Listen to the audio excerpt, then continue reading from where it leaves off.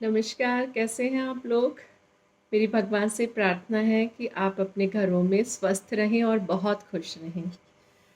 आज बच्चों mother's day है और मैं भी एक मदर हूँ और I am a proud mother of a proud son and even I am a proud daughter of a proud mother. तो आप सभी को बहुत बहुत शुभकामनाएं, सभी माँओं को बहुत बहुत शुभकामनाएं। उनके लिए जितने शब्द बोलूँ उतने बहुत कम है। माँ की महिमा को तो बखान नहीं किया जा सकता, शब्दों में कभी नहीं बखान किया जा सकता।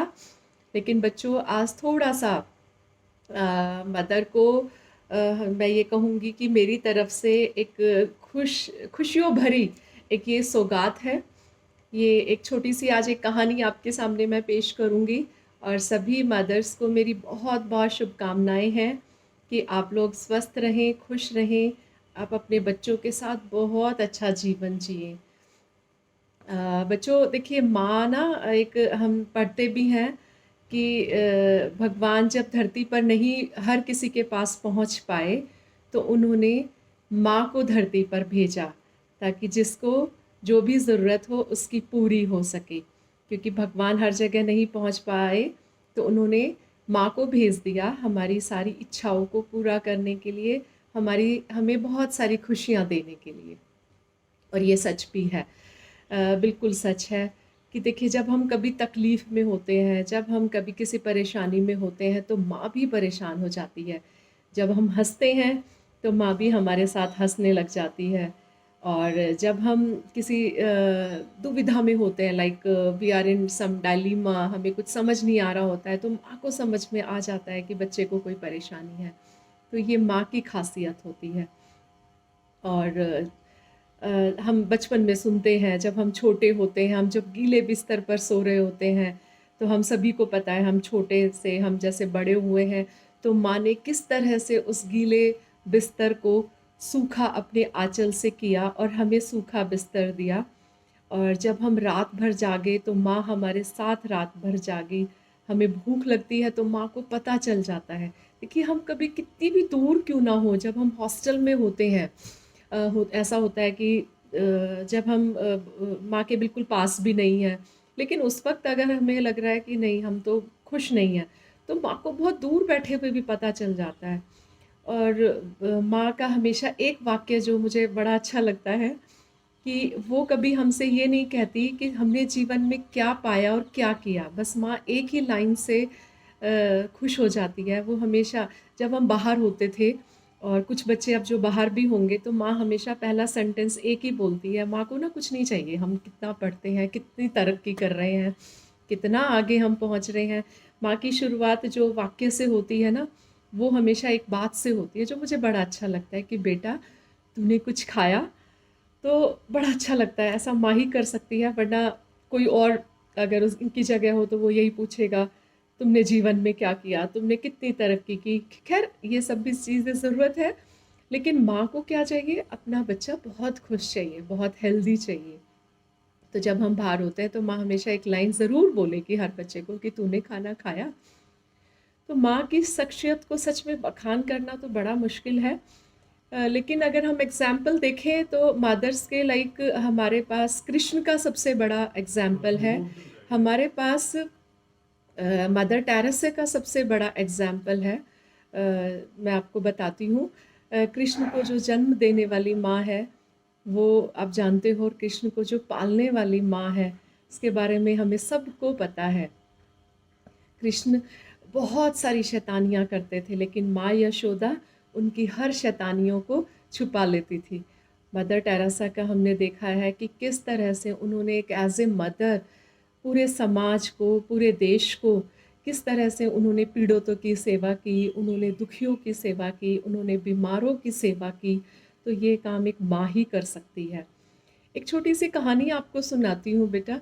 एक बहुत बड़े साइंटिस्ट हुए थे एक बार, और उस साइंटिस्ट, मुझे ये कहानी बहुत पसंद है एक्चुअली, ये मेरे मुझे बहुत अच्छी और ये सच्ची कहानी है। तो वो बहुत बड़े साइंटिस्ट थे, जब वो स्कूल में पढ़ते थे तो उनके टीचर का एक बार लेटर आता है साइंटिस्ट की मदर के पास। और वो लेटर को पढ़ कर के मदर थोड़ा सा दुखी हो जाती है। तो बच्चा कहता है, माँ क्या लिखा हुआ है लेटर में? वो कहती है, कुछ नहीं बेटा, इस लेटर में आपके स्कूल से ये आया है और इस लेटर में आपके टीचर्स ने लिखा है कि आपका बच्चा इतना ब्रिलियंट है, आपका बच्चा इतना इंटेलिजेंट है कि इसे हम नहीं पढ़ा सकते, इसे किसी और जगह ले जाइए, किसी बड़ी यूनिवर्सिटी में पढ़ाइए। तो मदर कहती है कि बेटा तुम्हें मैं पढ़ाऊँगी अब, क्योंकि तुम सच में बहुत इंटेलिजेंट हो और मुझे लगता है मैं तुम्हें बहुत अच्छा पढ़ा सकती हूँ। इस तरह से वो इतने बड़े साइंटिस्ट को माँ पालती है, खुद पढ़ाती है और वो बच्चा एक दिन बहुत बड़ा साइंटिस्ट बन जाता है, पूरे विश्व में उनका नाम हो जाता है और उनकी मदर की डेथ हो जाती है। जब उनकी मदर की डेथ हो जाती है तो वो बच्चा अपनी माँ के सामान में से कुछ चीज़ें देख रहा होता है।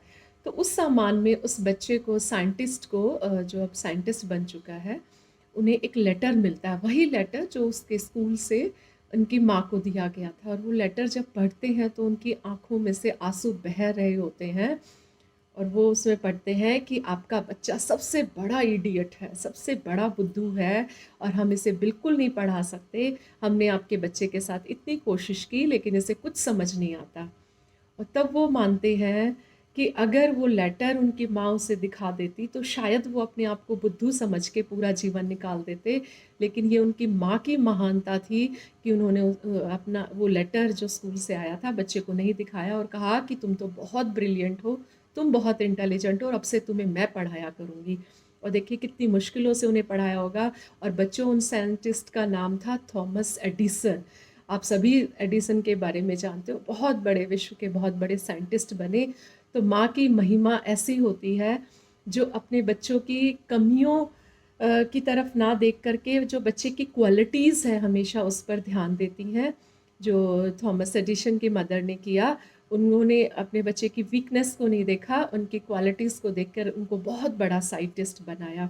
तो हमारे जो आसपास माएँ होती हैं वो भी जीवन पर्यंत यही कोशिश करती हैं कि उनका बच्चा बहुत अच्छा पढ़ लिख जाए, उनका बच्चा बहुत कामयाब हो, बहुत काबिल बने, बहुत ही लायक बने, उसमें बहुत अच्छे संस्कार आए। हर माँ ये कोशिश करती है, हर माँ अपने बच्चे को बहुत लायक बना के उसे एक बहुत अच्छा इंसान बनाना चाहती है, बहुत अच्छा भारतीय बनाना चाहती है।